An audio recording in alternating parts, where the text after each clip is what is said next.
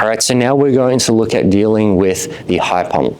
So the high pummel, as we said before, is where the far leg starts to go really high above the bottom player's hip line.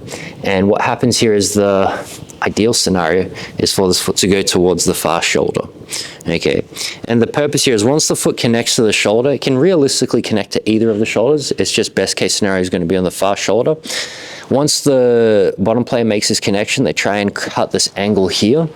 And once they cut this angle where they go perpendicular, the head goes perpendicular to our head, it makes it a lot easier for them to start pushing and freeing this bottom leg, okay, this leg that we had trapped and got into the outside of, okay, and then it allows the bottom player to recover both feet to the outside and put the top player between the knees. Okay, so again, we're here, maybe our head's in line with our training partner's head, our training partner starts going high, they step the foot to the shoulder, they cut this angle, and then they free the bottom leg.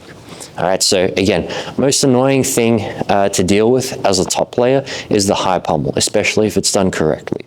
So we're just going to look at a few different ways of dealing with this top foot. Now, like I said at the beginning, if this foot goes to the far shoulder, it's much more difficult to deal with. So what we focus on is, if possible, if we can try and force them to bring the foot to this near shoulder, there's a much better outcome for us. Granted, we're not letting them free this leg and turn too much towards us. So essentially what happens, right, is if I get to the outside here and Huss starts stepping on my shoulder, if he steps on this near side shoulder, there's a few ways that I can clear this really easily. So one thing I can start to do, and it'll make a lot more sense if I'm standing, is by lifting my chest up like this. And this basically just forces Huss to this forces my training partner's foot to disconnect from my shoulder. Now, this is okay to do as long as I stay outside this leg. I keep a bit of pressure on my partner's shin, okay, and I continue cupping outside his knee. So again, if I'm here, he steps on my shoulder, I just pop up like this. It's kind of like I'm doing a similar motion to the throw, but I pop up, I pull my shoulder back, and then I reshoot my hip post and get my head back to my partner's chest. Sometimes when your partner is stepping on you, if you feel like the foot is really sticky, you might have to add in a pummel as well. And as you pummel, you're really throwing that foot down to the floor and shooting your hand back to the hip. Other things that may happen is if the foot is turned a bit inwards, as I start trying to pummel, if the foot gets stuck, I'll go over the top and redirect the leg. So again, if I feel like the foot is a bit stuck because it's turned in, I'll bat the foot away, going over the ankle and coming back to my training partner's hip. Now, when our partner goes with the foot all the way to the far shoulder, this is where it becomes a bit more of an issue. We can still clear the foot off the shoulder, but sometimes the foot is very sticky, and also sometimes when our partner gets to this position, if they've already turned their hip down to the side here, it's very hard to clear this foot from the shoulder. Again, the main reason why is because as we start trying to clear this foot, this bottom leg comes out.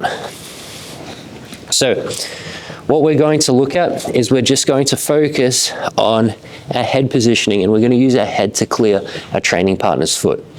So what's going to happen is I want you to perceive it like this. I want you to imagine my hand is going to be my head, okay, for this instance. I'm first going to show it with my hand though. As my training partner starts pummeling over the top, if I can get my hand all the way past my partner's shin, it's much harder for my partner to step on my shoulder. Now, because I'm using my hand and forearm here, there's still going to be a chance that Huss can continue going over the top, and he can start to get his foot onto my shoulder. But what's important to note here is my forearm is staying underneath my partner's shin, well, on the inside of the shin the entire time. Now, if I can keep my forearm inside the shin, this is good. If I can slide my forearm close to the foot, there's actually a chance I can redirect the foot.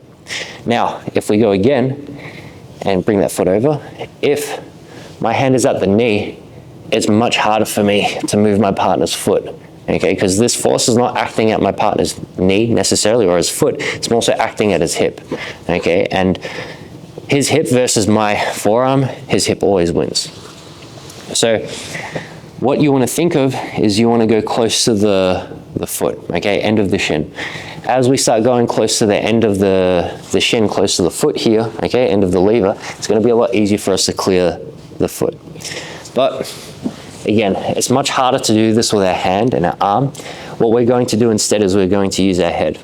Now our hand's going to stay on our partner's hip, okay, as though we're trying to drive our partner's hip and down to the floor. What's going to happen here is as my partner starts trying to pummel, I'm going to take my head almost next to Huss's head, over his shoulder here, like this. And what this means is it's much harder for the foot to go to this shoulder. Or the common mistake that people make is they keep their head close to their partner's hip like they're doing an over-under. And what you'll see here is that Huss's foot always goes onto my shoulder. But look what happens if I start moving my head close to my partner's foot. So keep your foot bending down, your knee bending down. If I bring my head close to my partner's ankle here, now it's very hard for his foot to reach this shoulder. And now I can start pummeling and throwing the foot off using the back of my head and neck. So all I need to do to prevent this from happening is I just need to bring my head over my partner's shoulder. So again, if I go here, Huss's foot goes to my shoulder, okay? However, if I go here, now when he tries to get his foot to my shoulder, it's very hard for his foot to connect to my shoulder. Even if it does, as I start pulling my head close towards his foot, I can literally pummel the foot off of my body completely.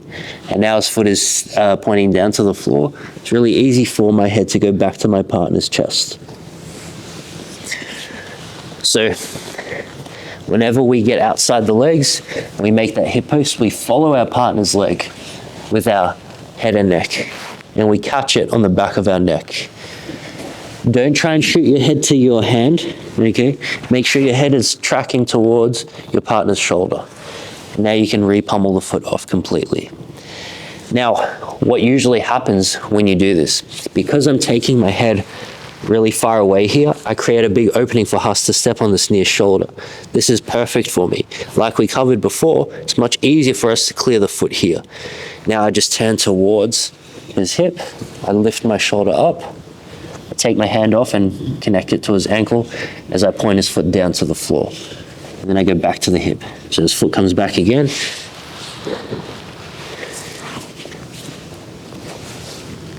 Okay, so we use our head in line with this shoulder, okay, the near side shoulder, to prevent our training partner from stepping on this shoulder.